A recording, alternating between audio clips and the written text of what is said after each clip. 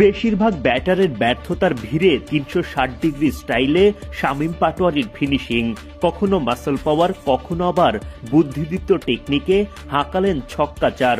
তার টি-20 সুলভ ফিনিশিংয়ে খানিকটা আনন্দের উপলক্ষ খুঁজে পান ভক্তরা। শামীমের আগে দলের বিপদের মাঝে সৌম্য সরকার করেন লড়াই। রোমারিও শেফার্ডের বলে বিশাল ছক্কায় স্টেডিয়ামের বাইরে পাঠান বল। সৌম্যর মতো জাকেরও হারিয়ে ফেলেন বল। সোমবার ভোরে ওয়েস্ট ইন্ডিজের বিপক্ষে সিরিজের প্রথম টি-20তে মাঠে নামে বাংলাদেশ। টস জিতে টাইগারদের আগে ব্যাটিংয়ে পাঠায় ক্যারিবীয়রা। লিটনের নেতৃত্বাধীন সেরা একাদশে জায়গা হয়নি মেহেদী হাসান মিরাজের। দলের হয়ে ওপেন করতে নামেন দুই বাঁহাতি সৌম্য সরকার ও তানজিদ তামিম। প্রথমে সৌম্য, এরপর তামিমের ব্যাট থেকেও দেখা মেলে বাউন্ডারি। একটা বাউন্ডারির পরই খেই হারান তামিম। আকিল হোসেনের বলে পুল করতে গিয়ে বলের লাইন মিস করে ফেলেন।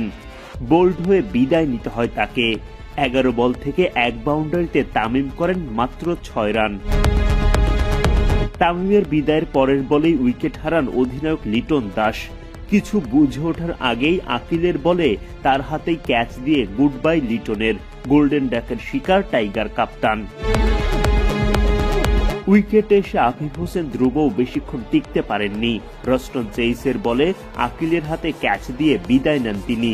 আফিফ করেন 11 বল থেকে মাত্র 8 রান। পাওয়ার প্লের 6 ওভার শেষে 32 রান তুলতেই 3 উইকেট হারায় বাংলাদেশ। দলের অমন বিপদের মাঝে হাল ধরেন সৌম্য সরকার ও জাকের আলী অনিক। রস্টন চেইসের বলে ছক্কা হাঁকান জাকের, আর রোমারিও শেফার্ডের বলে তো বিশাল ছক্কায় বলই হারিয়ে ফেলেন সরকার। যদিও তাতেও রান তোলার গতি প্রত্যাশা অনুযায়ী বাড়েনি। 10 ওভার শেষে বাংলাদেশ করতে পারে 56 রান। ক্যারিবীয় বোলারদের সাফল্যের ভাগই বেশি। রান তোলার গতি বাড়াতে পরের ওভারেই আগ্রাসী রূপ ধারণ করেন সৌম্য। মতির বলে প্রথমে মিড উইকেট ক্লিয়ার করে ছক্কা, পরের বলেই লং অন পার করে ছক্কা আসে সরকারের ব্যাট থেকে। এদিকে আলজারি জোসেফের বলে হেলমেটে আঘাত পান জাকের, তবুও চলতে থাকে তার লড়াই।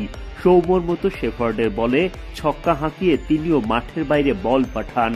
তবে কপাল মন্দ, ফের ছক্কা হাঁকাতে গিয়ে রবম্যান পাওয়েলের দুর্দান্ত একটা ক্যাচে বিদায় নিতে হয় অনিককে।